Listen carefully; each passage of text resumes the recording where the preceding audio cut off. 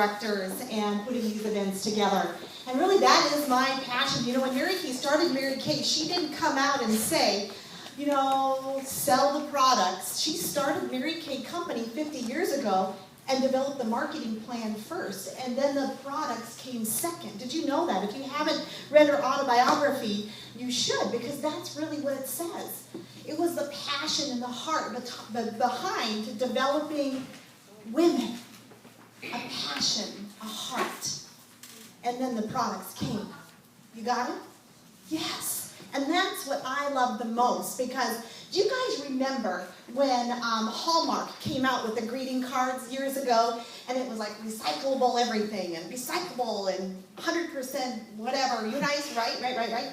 And then it was when the commercials, Hallmark commercials, came out and made us cry when they started making billions. It wasn't the numbers. It wasn't the numbers. It came down to the heart. And that's where Mary Kay started, this company. It's all heart.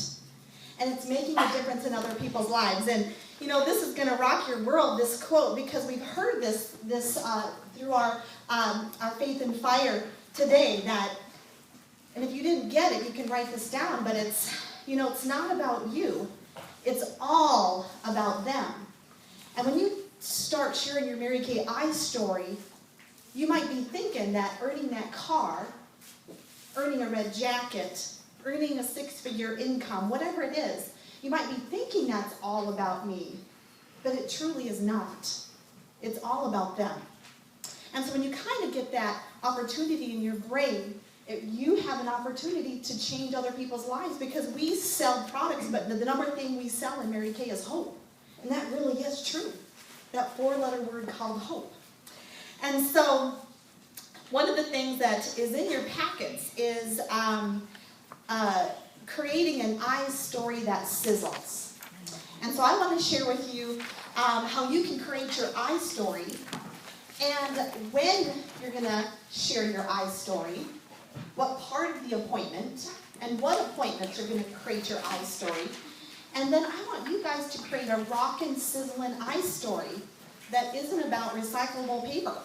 Right? That is passion from the heart that makes a difference. And I tell you, my sister-in-law, when she recruited me, I remember the gal that was on the other line, and she talked to me about diamonds and trips and all the jewelry she earned. But it wasn't until I heard National Sales Director Linda Tupin's story called Choices made me cry, and I signed. It wasn't about the numbers, and it wasn't about the diamonds. It was about me being able to stay at home, be a stay-at-home mom, so that I could change my little boys' lives. You guys know what I'm talking about. So, when you create your story that sizzles, I'm going to give you some points that aren't on this piece of paper that I need you to write down, because sometimes this is where we kind of get away with our story, kind of a runaway freight train, you guys know. Some of our high talkers. You know who you are. And your story should be about 2 minutes long. And it's not always a Mary Kay facts moment. Your story is not going to be about the Mary Kay facts about the company. You're really going to indicate that you're going somewhere. You know, share the Mary Kay opportunity at every appointment. Either it be a Mary Kay party with 4 or more people. Either it be a one-on-one appointment at a coffee shop. Either it be over the phone. Either it be you standing in line at the grocery store with the greatest red lipstick on and your Mary Kay pin, and somebody says, "What do you do?" You don't give them the whole kit and caboodle that you earn your car with 5 people and in 4 months you need to have. Am I right? But we do those things, don't we? But what sells them, and you'll know it, is that when they leave your presence, they want more. They're like, "I want more." Have you ever been in the presence of somebody that you just wanted more? Tell me more.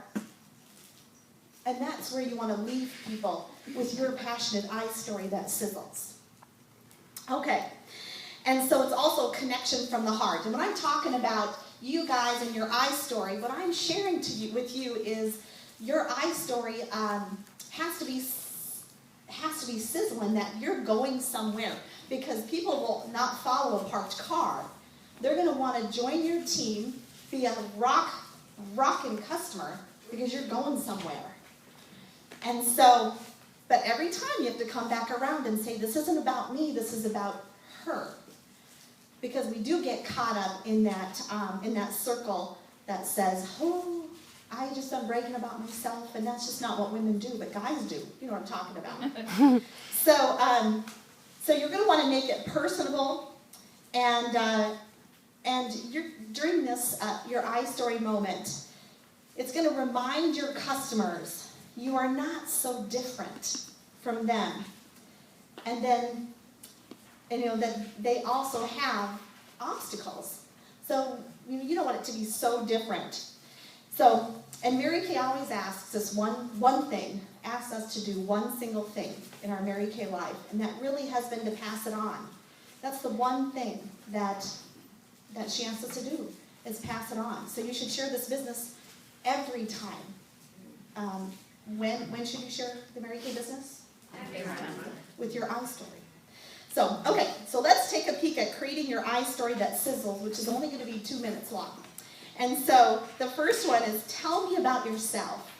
And so now you're not going to go down every single one of these points and during a Mary Kay party or an appointment to make sure you pinpointed this. I want you guys to write it down on an index card, and so, or right next to each point before you leave today, so that you're going to be able to develop a rock solid sizzling I story that's going to create some emotion in that person that's in front of you. And so, and you're not, and you want it to be smooth, but for me, I would always use an index card, and I would have my I story on there. And it started out, I had written the whole thing, and then I've gotten sharper and smarter and more confident, and then it became bullet points, and then it became just second nature. And so for you guys, write down tell a little bit about yourself.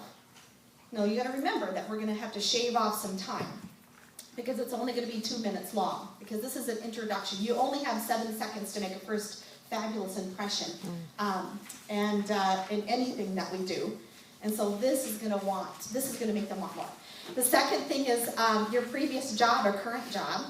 And the third is, how were you first introduced to Mary Kay? And some of us might say, my grandmother, who had the big bouffant hairdo and bright blue eyeshadow, so I didn't have a very good kind of feeling about Mary Kay. But for some of you that might know National Sales Director Amy Gamboyan, she always tells the I story that when she was a little girl and living in Omaha, Nebraska, and they pulled up next to a pink Cadillac at a stoplight, and her dad turned to her and said, "Now that's a hard-working, successful woman." Mm. Now that stuck with her for the rest of her life. Wow. Now that's a hard-working, successful woman. So how were you introduced to Mary Kay? And so that's going to be a little snippet of your 2-minute I story. The next, what impressed you the most about Mary Kay? Some of you came to a success event, and you just couldn't believe the women of all sizes and education backgrounds, that all ages, and you were so impressed because you thought, like me, that all women had big bouffant hairdos and bright blue eyeshadow and drove Pepto-Bismol cars. But it wasn't that way. They were women that were educated, smart, that just wanted a different way of life. Next, why are you glad you started Mary Kay? So you're going to share that little snippet. I am so glad I started Mary Kay, because in my corporate job, I loved my career. But I worked with a lot of people that weren't very nice. They were negative. And I kind of saw myself going in that direction. Have you ever heard the term, you become more like the people you're around the most? Mm-hmm. Not that I didn't like what I did. I just didn't want to be like them. Mm-hmm. And I saw in Mary Kay that in a teeny tiny short period of time, just hanging out with women that were positive, that I could become that way. No, I didn't think I was going to be good at selling anything, but I did know that I needed to be around some people that I enjoyed.